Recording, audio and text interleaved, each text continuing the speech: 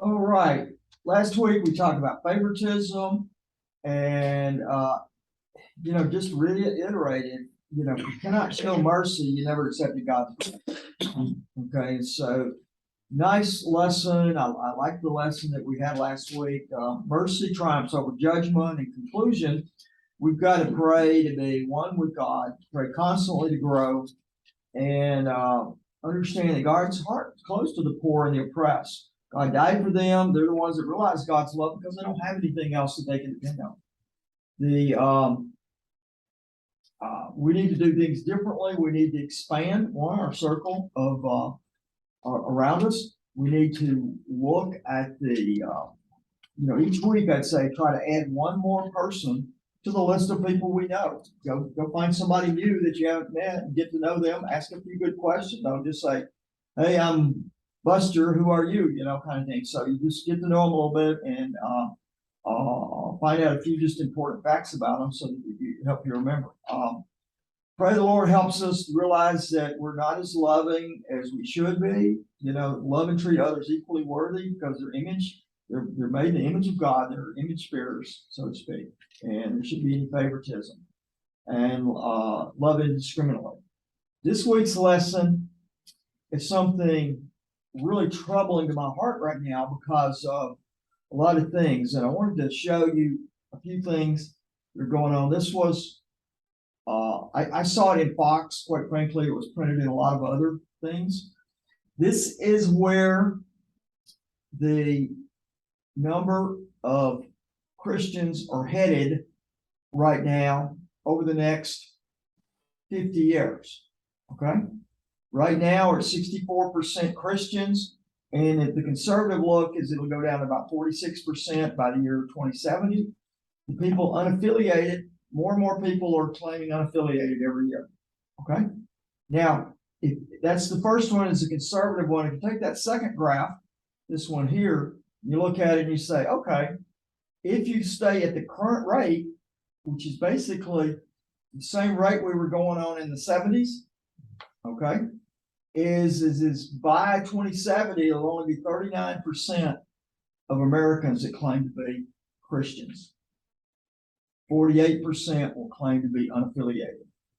If this rate goes up, which it had been doing lately, continues to go up or continues the rate increase, stays at that rate, it'll only be 35% by 2070.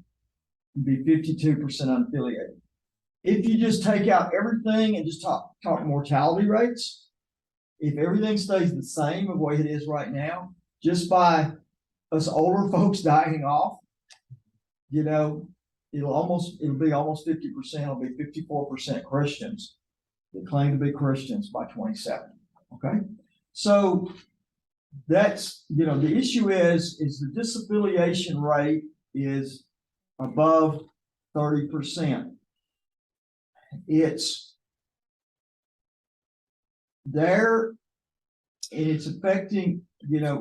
Basically, what's happening is people that are younger than 30, between 18 and 30, it's about 30% of them are disaffiliating, during that time period, meaning they've decided that when they're asked the question, they want to say they're unaffiliated.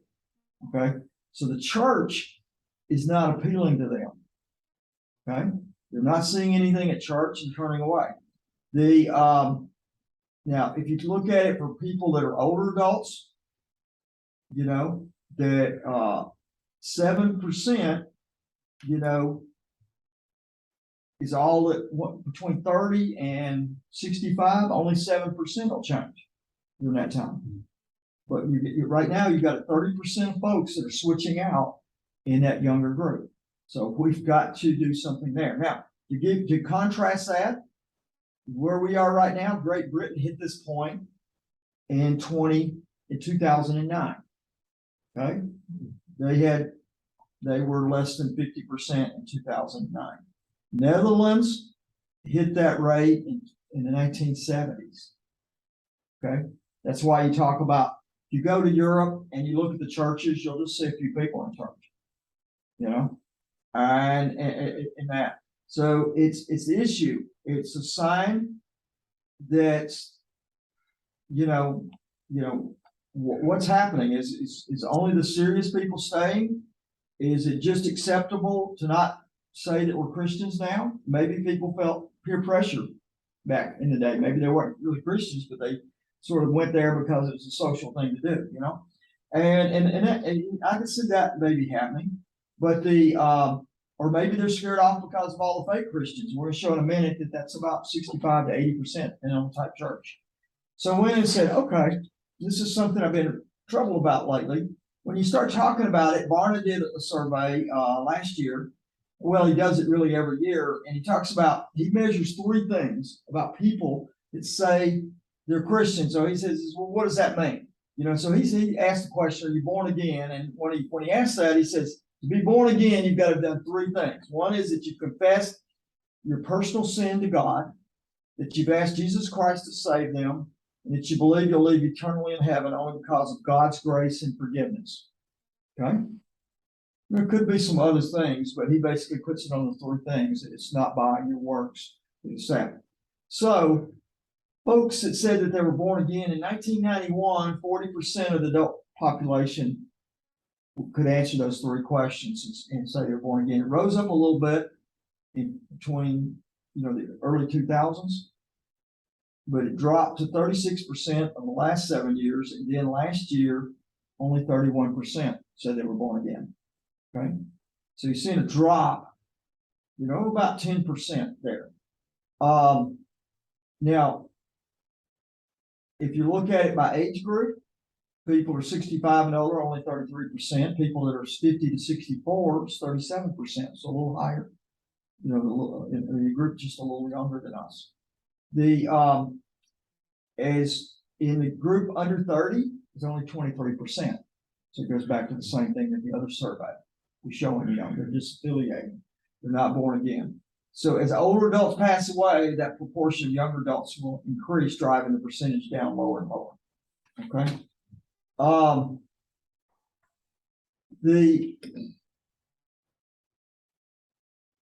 I ask a question? Yeah. How do you find out who everybody is? There's nothing that I've ever seen that asked me if I was a Christian and sent it into the Internal Revenue Service. Yeah. Well, these Barna and the first one was a Pew survey. Barna and Pew do really good surveys. Okay. Barna does a lot of Christian surveys. Do they call you on the phone? Yeah, they'll do a questionnaire or whatever, and then there's certain rules they have to follow to do that. Yeah. Well, I just wonder where they're getting the data. Yeah, now they do that. They have to do representative sampling, and so they're sampling things. Anybody that does research has to. They're sampling things, and when they break it down from south to north or east to west. In the South, it's got a little stronger born again thing. They went through it all. I didn't want to go through all of the different breakdowns and all of that stuff. And they do it male and female. They do it by church. A larger association in the Protestant church qualifies born again than in the Catholic church. Okay. And the two different surveys were a little different on those numbers, but the thing. The issue too is if you look at it, most people that say they were born again, it happened before they were 18. 68% of the folks. Another 8% in their, between 18 and 21 during their college years. Another 8%, between 22 and 29. Another 8%, during their 30s. So 92% of people that are born again happened before they were 40. Okay. So you're seeing again another trend, the issue of, what are we doing about the younger generation? What are we doing to reach them in that? Okay. Now the other thing, and this goes into what we want to talk about today, is when you look at their attitude towards it, that only 39% of born again Christians believe they have a responsibility to share the gospel with others. Okay. On salvation by works, 25% of born agains believe that eternal salvation can be earned through good works. Okay. All right. 20%. Now the number's going to mismatch here in just a second, but I'll go through that one. 20% believe can be earned through good, believe can't be earned through good works. So they basically says it's okay, it's got to be by grace. Okay. So you got all those people in the middle. It's like, maybe there's a mix kind of thing.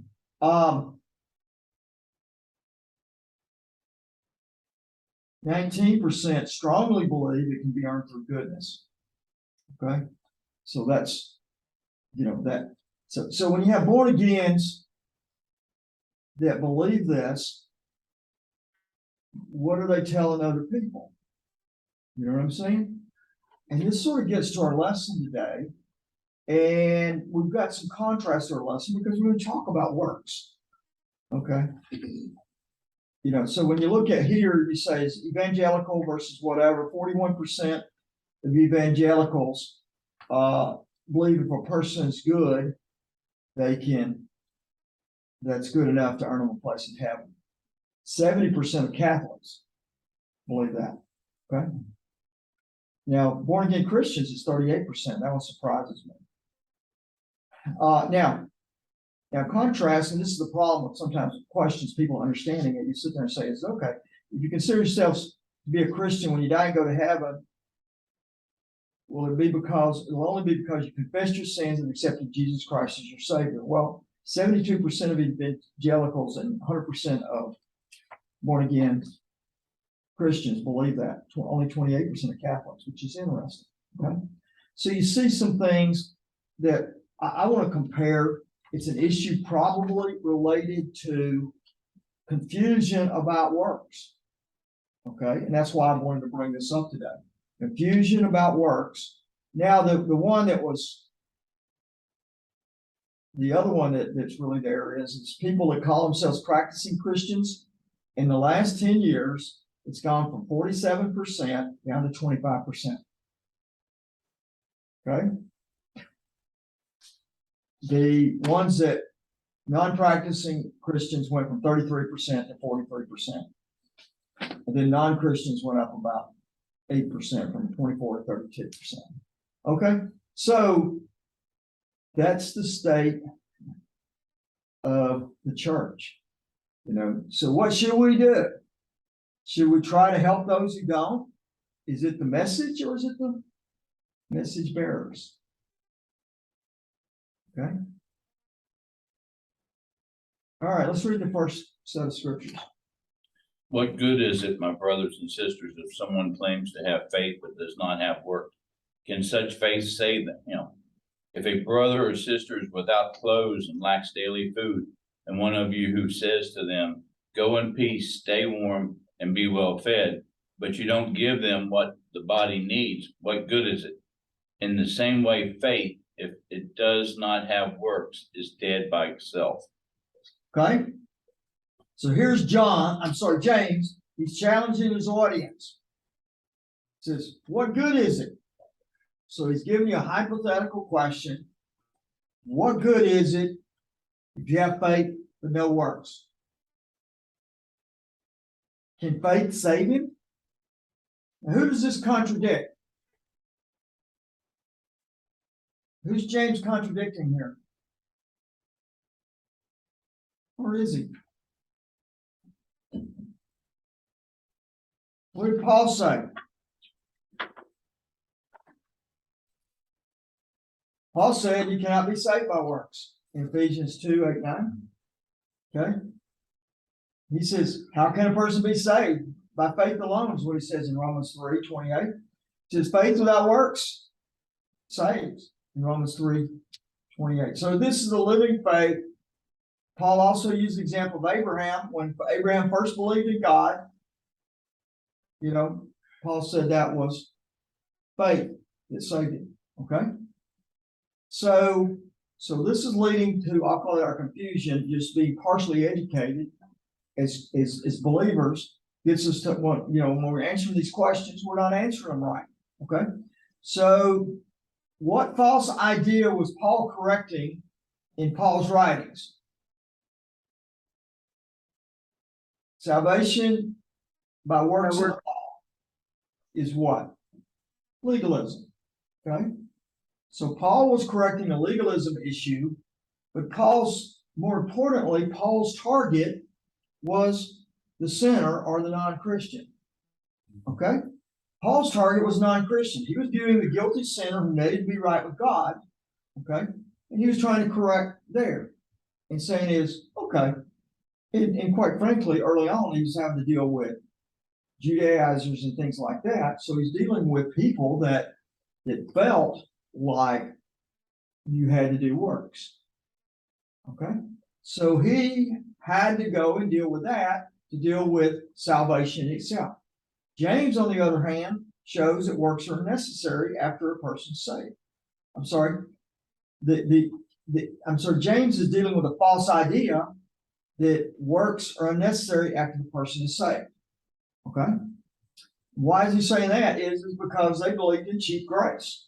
Okay, to take a Bonhoeffer term, and Bonhoeffer would probably roll over in his grave the way I'm using it this way. But the issue is that you could come without obedience, that you could come without anything else. That's what he's dealing with. He's having to deal with that perspective. Is the believer said, "I've been saved. I don't have to do anything else." Okay, that's what James is having to deal with. So two different things. Whereas in Paul's case, the sinner is the target. In James' case, the believer is the target. Okay? So he says, you've got to demonstrate that your faith is real. There has to be actions to show it. James uses the Abraham example also. You have Paul using the Abraham example of his faith. James uses the Abraham example and says, okay, we're doing it, but it's Abraham's faith was tested by God. And because of the test, Abraham's obedience was his response. So his works showed that he had faith. Okay. Now, is by going in and questioning somebody's actions, by questioning what they do, is that judging someone?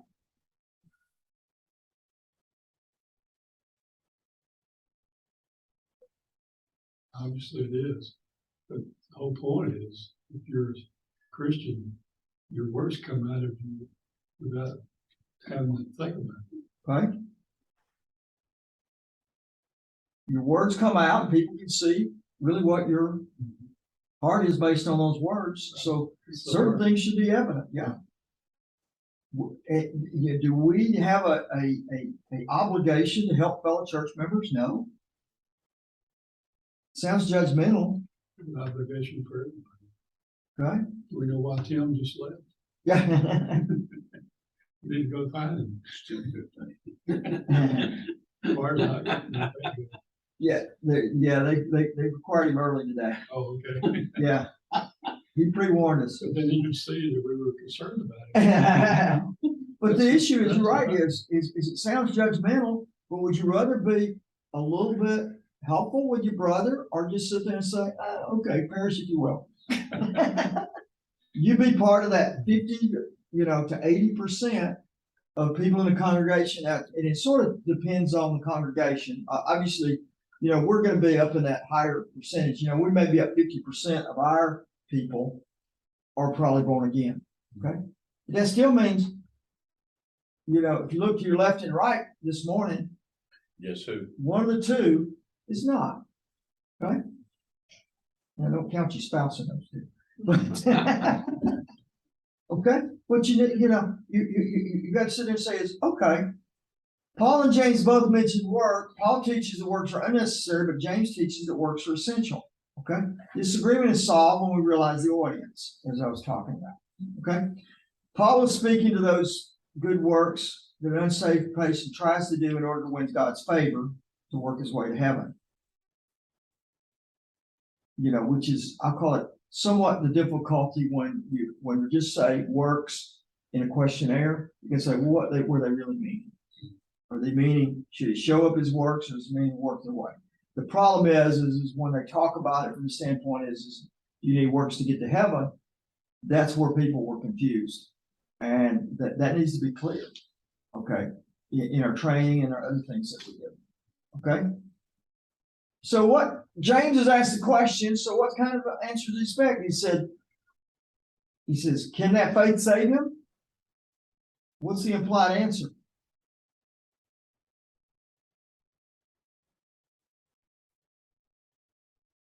Yes. The implied answer is, it says if faith does not have works, can that faith save him? So the real one would be no. I should have said the lead into that. So the real answer will be no, because if you don't have works, then you really never had faith. Okay? And that's what he's going to get to. He says it's cheap grace. It's not a saving grace. It's not a grace that changed your life. Okay? He says hypothetically, so he's going to give you another hypothetical case. Okay, some people come in and you tell them, go in peace, be well fed. How do we equate that to today? What do we tell people today if we just want to give them lip service? People have a problem today. How do we give them lip service? What do we tell them we're going to do for them? First, we're going to pray for you. Hey, brother, I'm going to pray for you. Okay? The second thing we'll do, some cases, we'll say, may God bless you. God's with you. Bless your dear heart sometimes. Go in, do that. It's just lip service. There's no action behind it. Okay. There's no concern or care in our actions. So in the same way, he says in verse 17 here, so also faith by itself, if it does not have works, it's what? Dead. It's dead. Okay. Your faith isn't real, and therefore it never was there in the first place. You put your faith in something else, and he's going to clarify that in just a minute.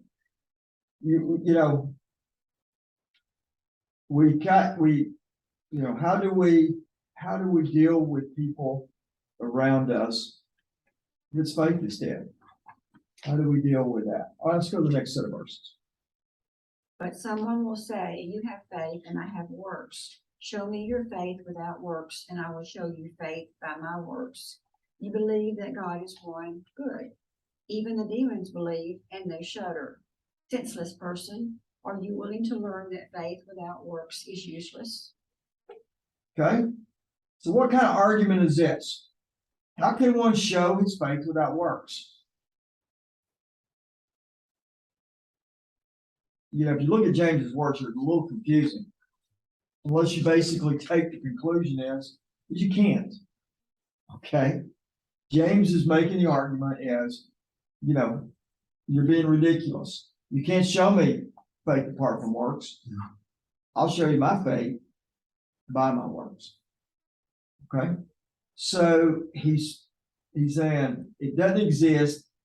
I'll show you real faith. I'll show you what real faith's all about. It's got to be done. And now he really lays it in. He's going to give him the real question. He says, there's a difference between believing about something and believing in something. Okay? And he clarifies that here. He says, what do the devils believe? They believe that there's a God. They believe that there's God. They knew Jesus. Remember what they said about Jesus? You remember the demons talking to Jesus? Don't cast us out of him. They knew Jesus was holy. They knew Jesus was the Son of God. Okay. They knew Jesus came to save the world. Okay. They were trying to stand in his way. They believe in what? They believe in what happens with them when they believe. It says they what? Shudder. They shudder. They shudder. They're in awe of Jesus. The actual translation makes their hair stand on end. Okay? Makes their hair stand on end. And you can see that. I mean, you're in the presence of Jesus, and here's the guys that are basically trying to stand against everything he is, trying to take the world and take it to be against him. When they see him, they know him, they shudder, they tremble at being in his presence, and really probably at the name of Jesus. Okay? So what you can say here is the theology's good, The devil's theology is good. The devils know Jesus is holy. Jesus is the Son of God. They know what to say and why, but if you don't take action on the theology, what is it? It's useless. If it doesn't show a change, it's useless. They knew they couldn't make a commitment, and he's basically throwing the folks that don't have faith in the same, don't have works in the same category as the demons and the devils. Okay? So he says, you're no better off than the devil, so to speak. Then he asks a question that, he's got some, we get so used to reading Paul that when you read James, it's just a little bit awkward because he's challenging them in the reading. And through the last 3 weeks, we've seen that, that he challenges. Okay. He says, if you look at the version in the book, it says, are you senseless? The version I put up there says, you want to be shown, you foolish person? Are you basically empty? Something wrong with you? Don't you know anything? You cannot be idle in your faith. You cannot have faith that's based on salvation alone. You have to have a committed lordship to Christ. You have to surrender in its entirety to Jesus. And when you do, your life produces works. Okay? So these are the things James is trying to let the people know is it's basically, he sees the people on his right and his left in church and say, okay, I don't want to go on any longer in church with you guys around me. I want you guys to be aware that you guys that aren't exhibiting works, you need to re-examine your relationship to Christ. That's really the blunt of it. You need to re-examine the relationship. It ain't there. Your works show that. And I'm concerned about you. I'm not judging you. I'm concerned about you. I'd like you to know. Plus, quite frankly, you're sort of setting a bad witness for the rest of us. But, those are the kinds of things that are affecting the church. Maybe that's why the people that are under 30 are saying, I've had enough of this. Pastor and I was talking about this the other day, and he was telling me about somebody in his church. I think it's his first church. And so he's talking to some lady, and she says, oh, what church you pastor? And he said, wherever. And she said, well, I won't go there anymore. So the guy there, I work for him. He treats me horrible. And so he went to check on him. And he went to the guy's office one day. The guy didn't know he was there. And he heard him yelling and cussing out his staff, all that, And he's like, I got a guy that's one of the leaders in the church that this is the way he acts in the office. So, those kind of things. He told me several other stories, but it's one of these kind of things, you sit there and say, that's the kind of thing that James is having to deal with here, And those people are the people that people see, and they're like, I don't want any part of it. Maybe it was your parents that were that way. When you were growing up, they just played church. They went there because it's a social thing. Let's go to our third reading. Was not Abraham our father justified by works when he offered up Isaac his son on the altar? You see that faith was working with his works, and as a result of the works, faith was perfected. And the scripture was fulfilled, which says, and Abraham believed God, and it was reckoned to him as righteousness, and he was called the friend of God. You see that a man is justified by works, and not by faith alone. And in the same way was not Rahab the harlot also justified by works, and she received the messengers and sent them out by another way. For just as the body without the spirit is dead, so also faith without works is dead. Okay? So James is going to offer an Old Testament comparison. Okay, same as Paul did about Abraham. So he says, is Abraham offering up Isaac? Okay? Faith that has no basis in anything logical. You can see that. Promise to Abraham was that you're going to have offspring numerous as the stars at one point, and as the sands at another point, okay? You're gonna have all these offspring in abundance. Now, he's got one son, God asked him to sacrifice him. Not logical by any means, but Abraham went and did that. And he calls Abraham's faith active faith. Okay, interesting term. Sort of like when you saw the survey earlier, it says, are you an active Christian or not active Christian? Okay. What you're really saying is, are you a real believer or not a real believer? Okay. You just want to check the box. So they're getting a little bit cleverer when they're at least asking that question. You know, you have to, you know, the only question is there's only one kind of Christian, it's an active Christian. Okay. He says, see that the faith was active along with his works, because not only did he listen, he obeyed. And he did what God asked him to do. Okay. Because Abraham believed that God could raise him up descendants out of the dust. He wanted to. Okay. So Abraham knew that God could do that, and knew that God trusted God, and he took action. Okay. So the issue, interesting word, active. What made the faith active? What made the faith active?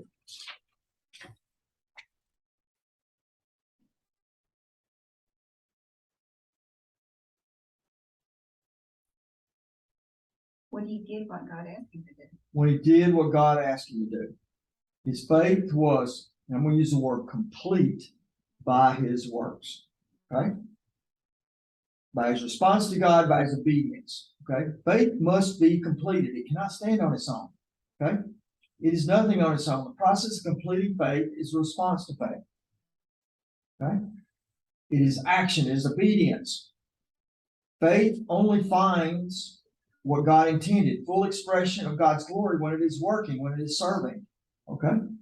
So when we're serving God, then we can be God's glory. Because God wants to turn us into his glory. We talk about that a lot. I always say it's 1 degree at a time, we're going to turn into his glory. Some of us are slower than others, okay? But we're turning into God's glory. Okay? So the issue is the full expression of God's glory is that working, that serving, that growing in faith. And you know, and what happened when Abraham's faith was completed? What did God call him?